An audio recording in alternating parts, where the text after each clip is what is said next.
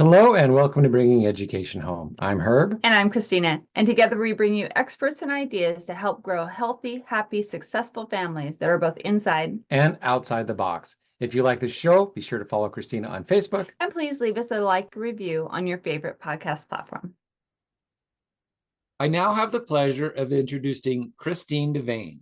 Christine is a lifelong lover of animals and stories, especially elephants, which have been her favorite, or animals and stories, especially elephants, which have been her favorite since childhood.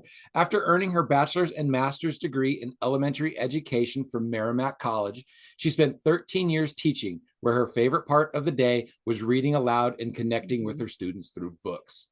Inspired by those moments, Christina wrote her first children's book, Elephant Beach, blending her love of storytelling, teaching, and elephants. She now shares stories and beach adventures with her husband, John, and their 3 children and their dog, Sophie. Welcome, Christine. It is a pleasure to have you here today. Thank you for joining us. Hi, thank you so much for having me on the show today. We have a lot in common. You were a teacher for 13 years. I was a teacher for 27 years. And what you said in your bio, your favorite part of the day was sharing those stories with the kids, basically read aloud time. Yeah, we have a lot to talk about today. We're going to encourage parents to do so much more. So talk a little bit more about that pivot point, right? You decide to leave the classroom and publish books and kind of do speaking around this topic instead. What was that pivot point? What kind of sent you off in this direction? So when I was teaching, as we talked about, loved story time. So it was the best part of the day because we got to read a book and we talked a lot about social skills because most stories do have social skills in them. And I realized that there really weren't a lot of books that dealt with being shy. And when I was young, I was extremely shy. So I wanted to write a book to help shy kids. So what I started doing was looking online and looking for groups, and I joined a group called the SCBWI. I started going to conferences. They had one in Springfield, one in New York City. Then I joined local author groups, and they were really great because you could bring your stories and your ideas and get critiques and feedback. And it really got me excited about writing, and it really got me to want to publish my own book. And I worked really hard on it. I sent it out everywhere, and then it's funny, I didn't hear from anyone for a while, and I left teaching because I have 3 small kids, and then it just worked out that somebody reached out to me last year, and now my kids are a little bit bigger, some are in school, some are still home, but it gives me more time to focus on the book and get more into doing these podcasts, which I find very fun and rewarding.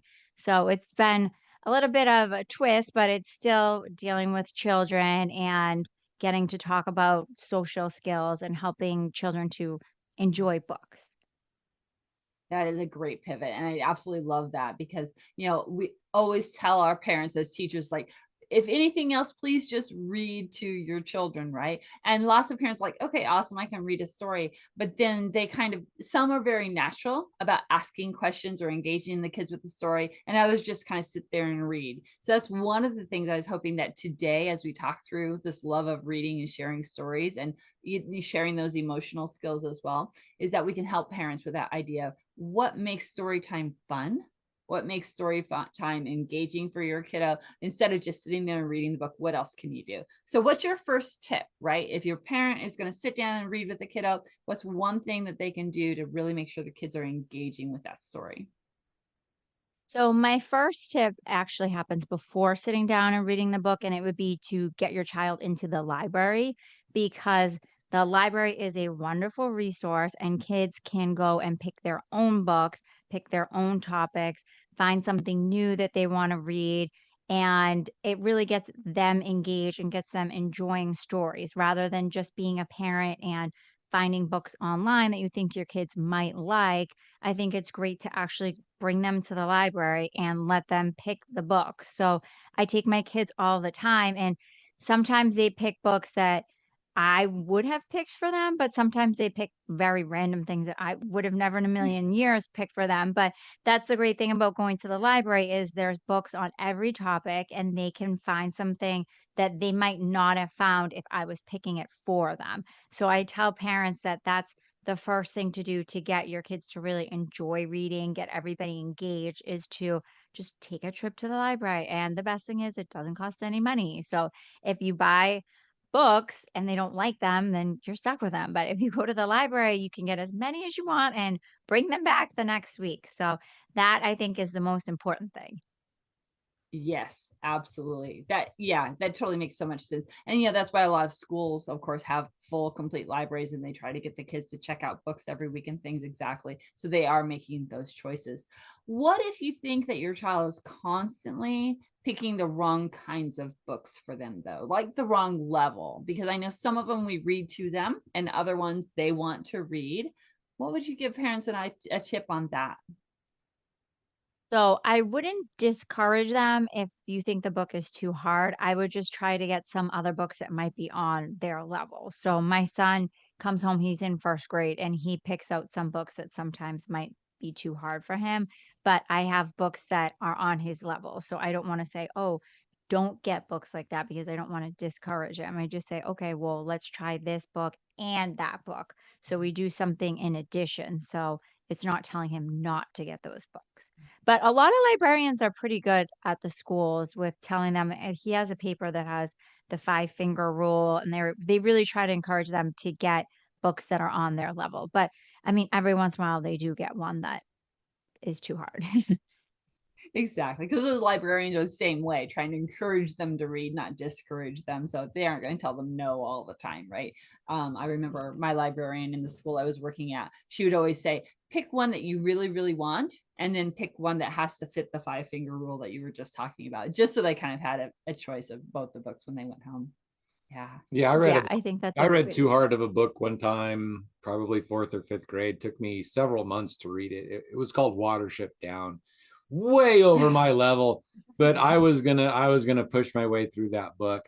It was one of the last times I picked a book that was that high over my level because I hated not finishing books, and I can only at this point in my life remember 2 books that I haven't finished. So yeah, so be careful if you're like obsessive compulsive and you have to finish to make sure you get something you can finish. There's there I also have to say something about also as a parent, you really need to pay attention and read the books with your kids. Because at this time, there's also lots of themes that you might not necessarily agree with. And so if how do you talk with your children if like, oh, I really want to read a book, but as your family values, it might not necessarily align. So if they're picking out books that you don't want them to read, I guess you could talk to them and explain why, or maybe give them something that you think is a better choice. So instead of, I try to not just say no, I try to say no and let's do this one instead. So that's kind of how I work it with my kids because if you just say no, then they're going to get frustrated. But I think if you say no and then you have something else or explain to them something, "Well, let's pick this one instead."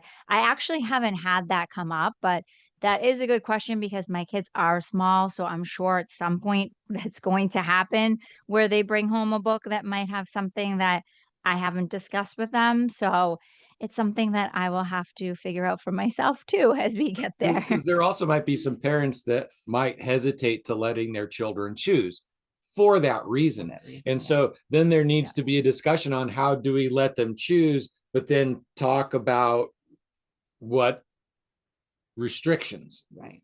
Yeah. for better words, because So- guidelines.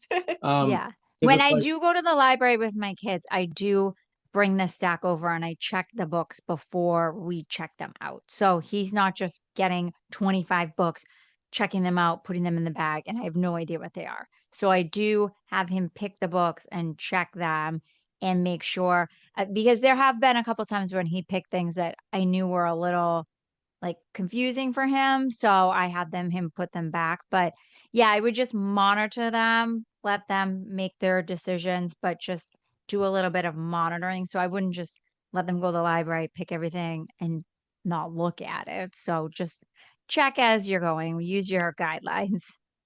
Yeah. I know libraries are different, like all over the country, but they have the basic books, of course. What other cool things do you find at the library? Because maybe some of our parents who are listening haven't been there in a while, and something else is at your library might spark their interest and get them to go to the library as well.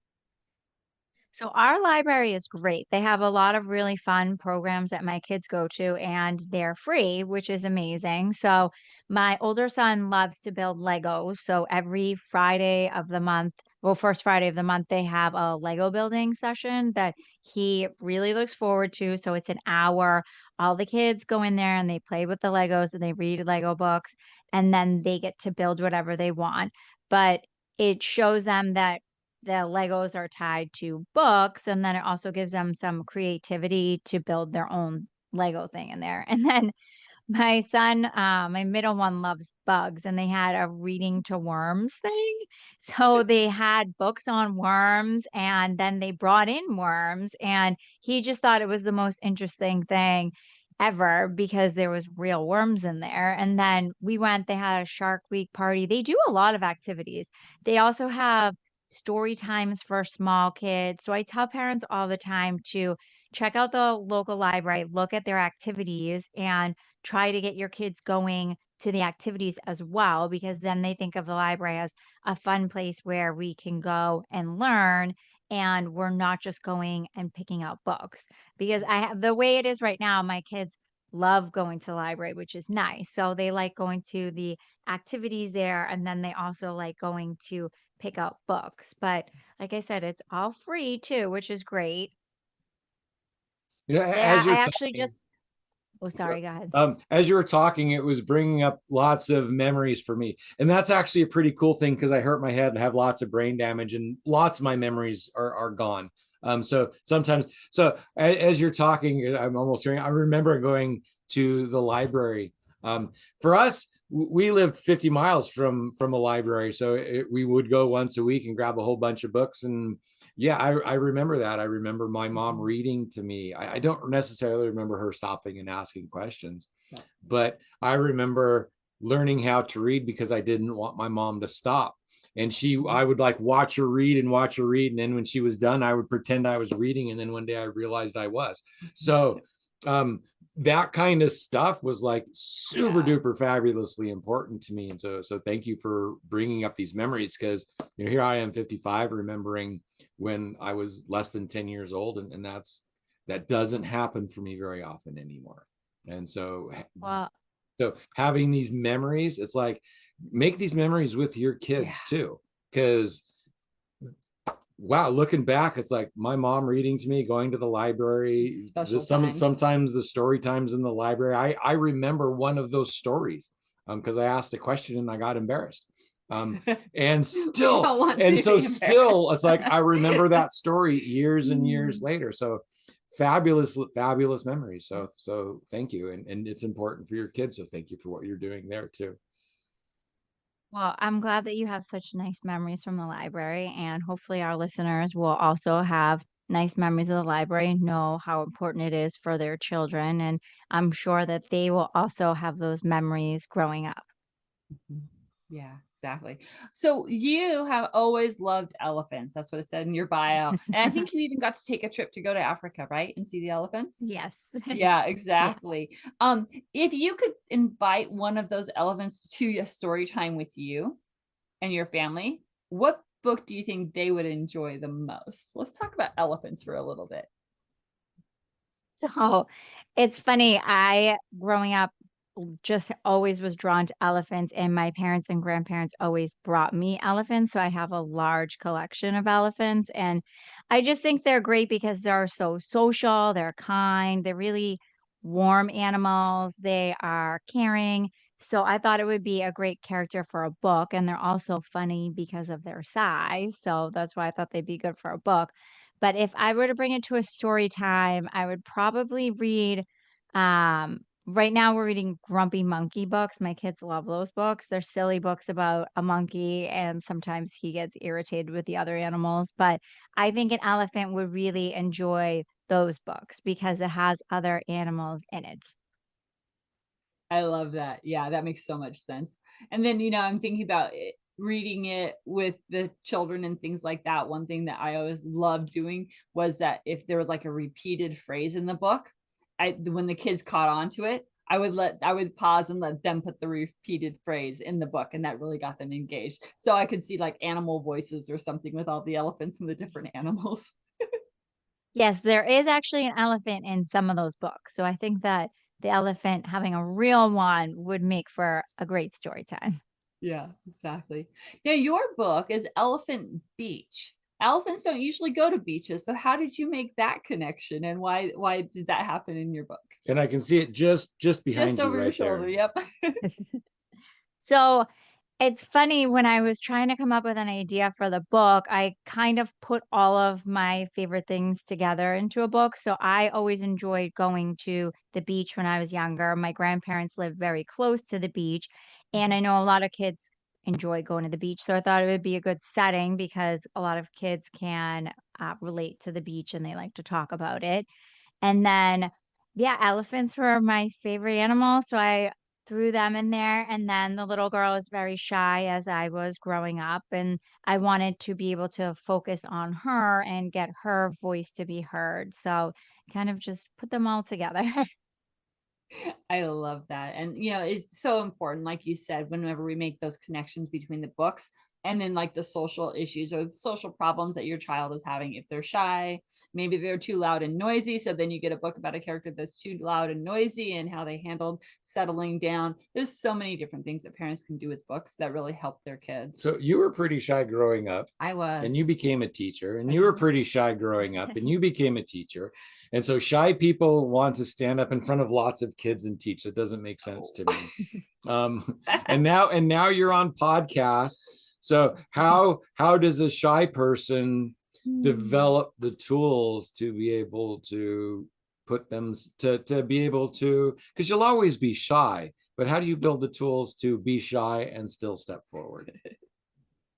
So I think with teaching, I started to I started to have a lot of jobs that worked with kids. It wasn't exactly teaching. So I started with after school programs. I started babysitting a lot. And so I really became comfortable with doing certain activities with kids and teaching them. And then when it came time for me to have my own classroom, I had been working with kids for so long, I was more comfortable doing it.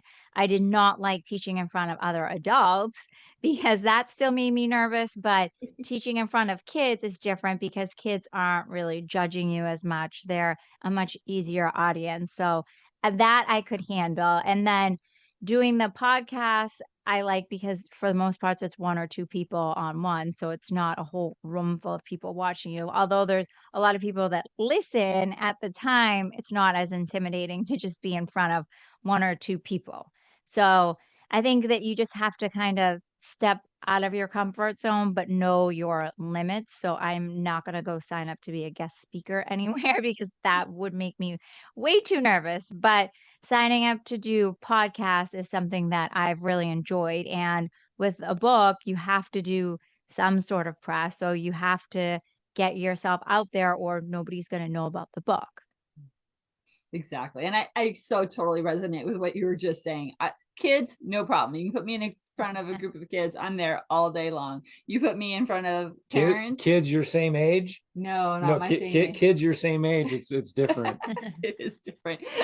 But yeah, I mean, I hated back to school night when I had to stand in front of my Yes, me too. and talk to my parents. That was like the most nerve-wracking night of the whole school year. And people are like, but you Yeah. do it all the time. You're in front of people all the time. It's like, yeah, but they aren't another adult. Yes. Yes, I actually was just thinking that because I had to go to my son's back to school night, and I was thinking how much I used to dread back to school night because, yeah, it's just a room full of adults watching you, and it's very intimidating, whereas a bunch of kids, it's much different. It is.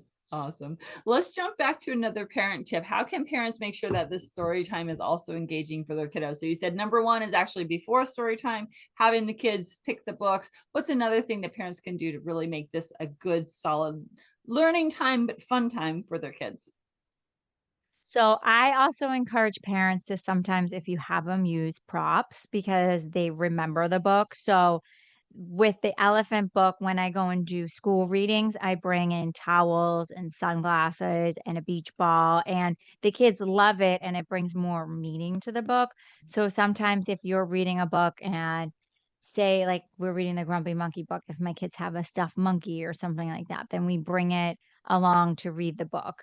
And also picking books that are of interest to your kids, I think definitely helps with the story time. So my two boys love cars and trucks. We have read a lot of cars and trucks books, but they like cars and trucks, so they're going to enjoy books about cars and trucks. So I think that if you find books that spark some sort of interest for your child, that also is going to make it more meaningful. Because if you're going to read them a book that they have no interest in, then they're not really going to remember it. Okay, so there's a lot of parents who aren't very comfortable reading either. It's like national statistics is like less than half the people in the United States can read at or above a 6th grade reading level. So for those parents who now are realizing, oh yeah, I really wish I could read to my kids, but I'm not good at it. How do we help those parents get story time with their kids with their involvement? So that it's not just YouTube time, it's still parent reading time, even if the parents aren't necessarily the ones reading.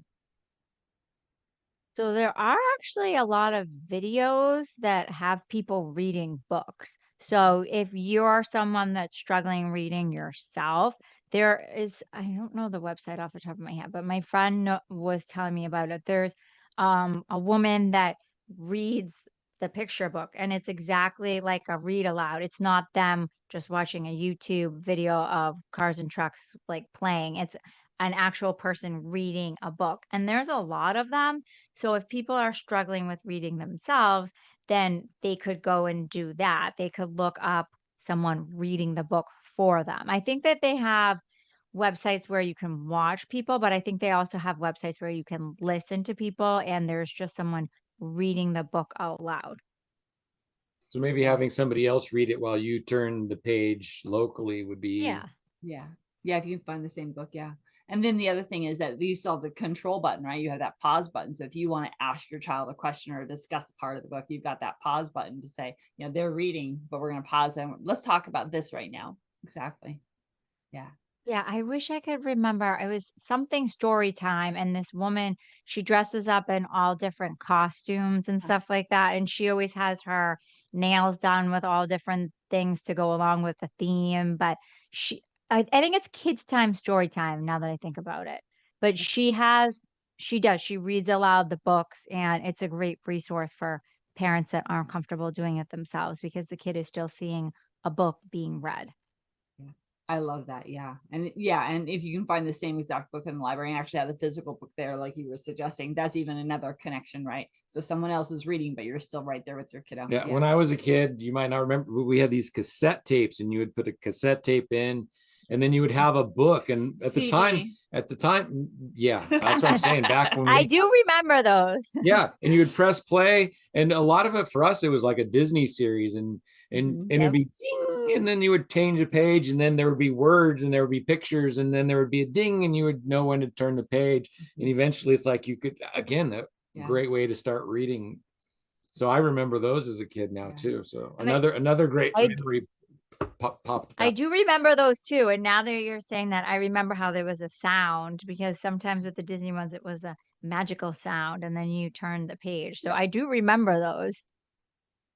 Yeah. And I know that they evolved, right? Because of course we had cassette tapes way back when, and then it evolved to CDs because a lot of people had CD players, etc. So, and I think the library probably still has some of those. If you can check out a CD player or you have one at your house, and go ask your librarian, because you never know what might pop up.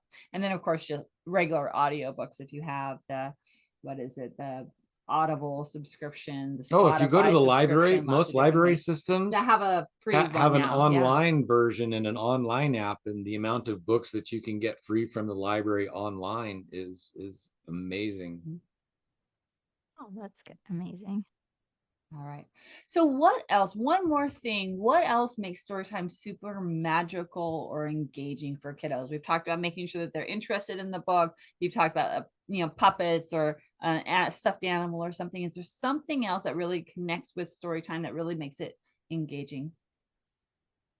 I would say just trying to make it fun. So don't just read the words on the page. Sometimes if you bring it to life or act things out or say things louder or quieter, then the kids get really involved in it. We were reading a Halloween book the other day and my kids loved it because they were yelling boo, because on every page you were trying to figure out the ghost, but instead of just saying boo, we were loudly saying it. So I think sometimes just being expressive when you read a book with kids makes it so that they enjoy it more rather than just reading the words on the page. And it really got them. It was funny because it was a board book, so it was a board book, so it was a smaller book. And all three of them loved it because they were just so into yelling, trying to figure out who was the scary creature in the book. Mhm. That is fun. Yeah, exactly. Like you said, expressive, making voices for the characters, all those different things that really, yeah, help out. And, engage the kids, have them create the voices. Like, oh, what do you want this one to sound like? What do you want that one to sound like? So Mhm. is there a difference between like bedtime reading and just afternoon time reading? Because for me, sometimes it was like I would start thinking about the story and it'd be hard for me to fall asleep. Sometimes I would put me right to sleep. So it was kind of varied. Or is that a good habit to build, or is it a nice to have like a consistent time during the day? Is there a different reading time that's better than another? I honestly think whatever time you're reading with your kids is the best time. For me, we like to read books before we go to bed because they all wind down. They know it's part of their routine. So they brush their teeth, they come upstairs, and then they pick whose room they're going to go in.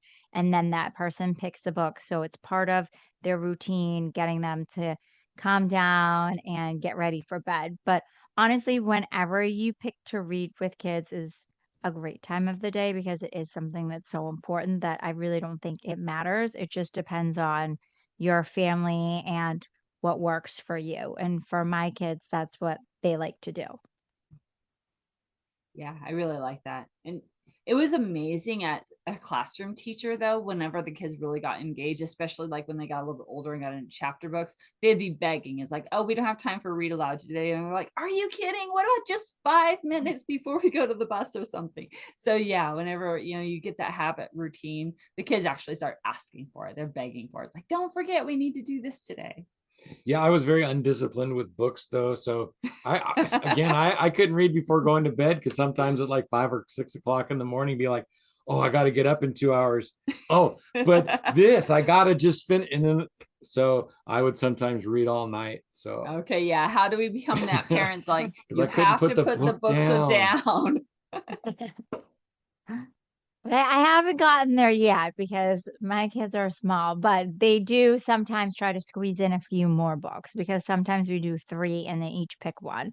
And then sometimes they'll say, oh, can we do more? Can we do another one? Can we do another one? So they do that sometimes. Yeah, yeah. And it's just And that's such a horrible problem to have. Can horrible you problem to have. read to me more? Yeah, I was a horrible parent because my son loved books so much that he would take them to class, middle school, high school. And I actually had to tell the teachers, no, you have to be stern.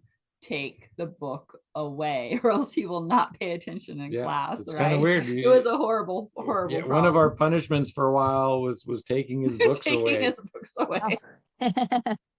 Oh my goodness. Yeah. But no, that's the joy of reading and learning because they can take you to so many places, right? So if you thought about your next book, where is your next book going to take the audience?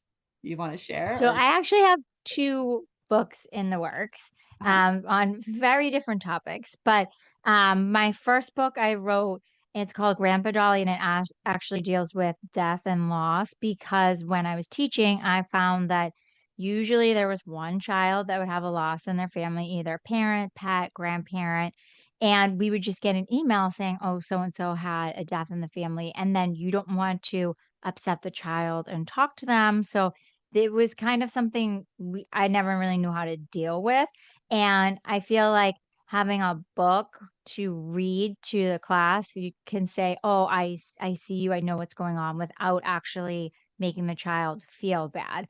So the book is loosely based on, my own grandfather, so we were very close. He didn't pass away when I was little, but it shows a little girl, and she does all these things with her grandfather and her doll, and then he passes away, but in order to remember him, she does all the things with the doll in his memory.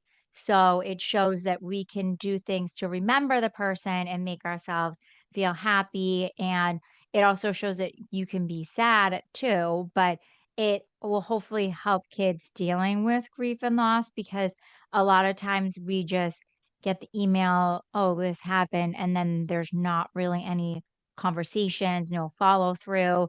So I was hoping to do something that would help kids in that way.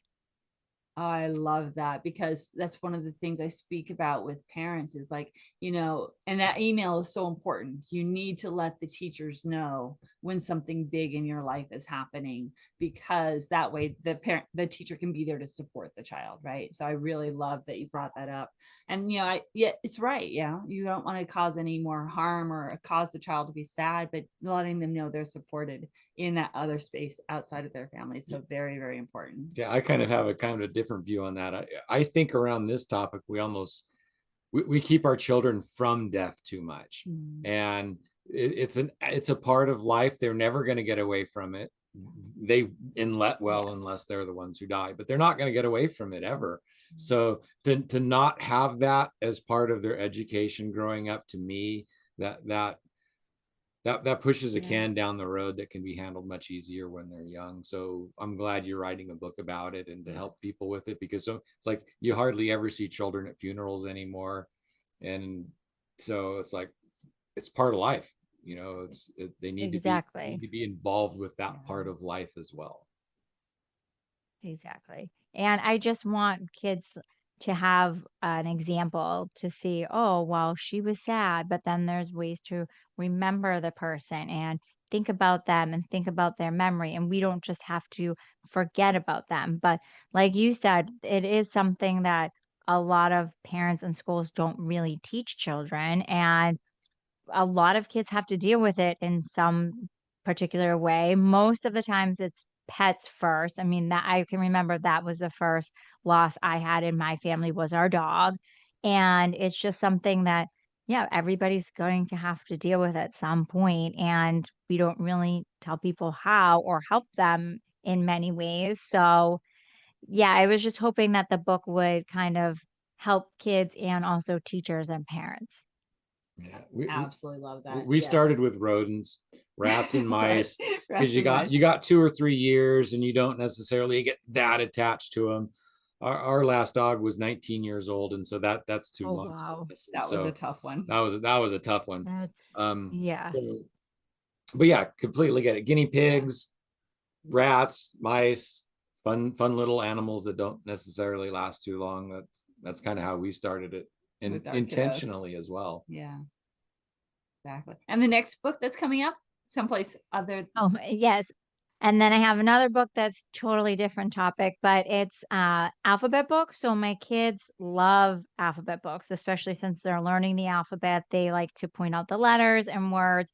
So it's called Letters and Sounds with Lola and Sophie. So Lola was my dog. She actually passed away, and Sophie is my dog now, and they're extremely different personalities. So the book shows the two dogs together. So Sophie is kind of goofy, can get herself into trouble. She's always digging outside. And Lola was a tiny chihuahua that loved her jacket. She was very dainty, very quiet. So, although they didn't actually live together in real life, just picturing them together in my head made for a funny story. So, that's an alphabet book that'll be coming out with the two dogs.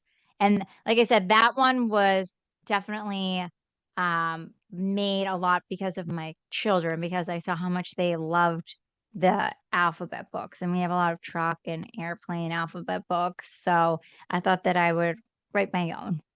Awesome. That is wonderful. All right. Do you have one more way that parents can engage their kiddos when it's story time? Sometimes I guess if you really want to get into story time, you could do like outfits or music or do a theme, things like that. That's if you really want to go over the top with the story time. Right now, my kids are very into Halloween. So we're doing a lot of Halloween books, which they look forward to and they like that. And I would also tell parents too that it's okay to repeat the same book, because sometimes kids learn it, they memorize it, the repetition is good for them. So you don't always have to find new books for story time. You can pick up the same book that they've read 20 times and listen to them read it to you. So we do that with some of our books because it just shows how they are paying attention and they're focused on learning it, and then they can actually speak the words to you. They might not be reading it, but it might be something that they've memorized. Yeah. Yeah, I some love some that. brain types really thrive on getting lots of new information and they want a new story every time. And some brains feel so much more comfortable in the familiarity of an old story, Yeah. and it fits like a warm blanket, and the new stuff is uncomfortable. So, you know, you Pay attention to what your learn your child child's likes. Yep. personality type. If they have a couple of favorite stories, just keep at it. And you will build deep memories with them, even if you don't even if you get tired of it. We have to read Yeah, this it's funny. My kids, one. my kids are like that. So my older one likes exciting new things all the time. My middle one loves things that are familiar with him. So he could watch the same movie 3,000 times. We watched Jack Skeleton 3,000 Oh times. gosh. He just wants to keep, same with the books. He wants the same book over and over and over again, where my other son wants the new stuff. And my daughter, she's only 2, but she is kind of showing signs of both. But it's funny because the older 2 are very different. So we just have to make it work. If you want to keep reading new books for your book that you pick, that's fine. So I let them each pick one book. So my Yeah. middle son very often picks the same book over and over again. But For one of that's them, what it's he likes. He exciting. For likes one the of them, it's scary. For one of them, it's comfortable. yes, For one of them, it's boring. And it's yes. personalities are amazing. It's like, Amazing. yeah, your Yeah. children are amazing. Learn them, figure it out, and make it work for all of you. Yeah. Exactly. Perfect. Christine, this has been a great conversation. I really hope that all of our parents or audience out there has been really, really thinking about, ooh, how can I make story time a little bit more exciting? Or if they haven't done story time yet, maybe this will give them some enough ideas to make story time happen in their home, not their classroom. But anyway, thank you so much for being here. Is there anything that we haven't talked about today that you kind of wanted to talk about? And of course, I also want you to share information about you and how to get your book and things like that. Well, thank you so much for having me on the show today. I really enjoyed it.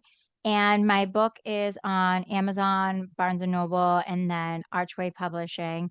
And I also have a website, Christine-Devane, so people can find me there. And if anybody wants me to come do story times or things like that, then they can click right on the link. And I think that's it. But thank you so much. This has been really fun.